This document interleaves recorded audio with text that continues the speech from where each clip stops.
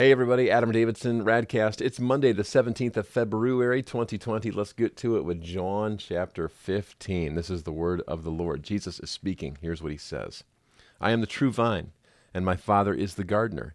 He cuts off every branch in me that bears no fruit, while every branch that does bear fruit he prunes so that it will be even more fruitful. And that's the word of the Lord. Listen, I don't know a whole lot about vines and branches. There's not an agrarian bone in my body. Well, maybe a little bit because I mow the lawn, but I do know about grapes. I do know that, for example, our family really likes green grapes over red grapes. I know that my family, like any normal human being, likes seedless grapes versus seeded grapes. In fact, when Malachi was little, he used to call grapes green berries. I think that's a great name for grapes, and we should change it to that. So I know a few things about grapes. So when Jesus was talking to this crowd about, vine and branches, he says, I'm the vine and you guys are the branches and my Father is the gardener. You get this sense that they knew exactly what he was talking about right away. This was their world. They knew about growing their own food, harvesting their own food. They got it.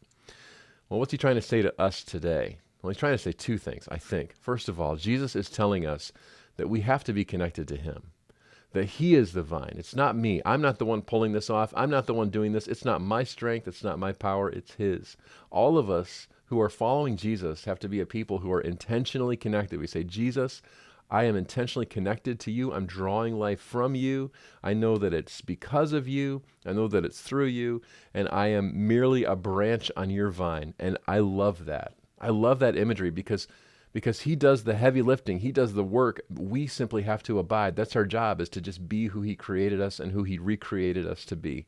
But that kind of connection takes time. So spend time with him today. Not like the multitasking way of spending time where you're praying and driving or like thinking about him while you're also watching Netflix. Like, that's all well and good, but there's nothing like just spending one-on-one time with Jesus. Connection takes time. To abide takes intention. So take time to do that today if you haven't.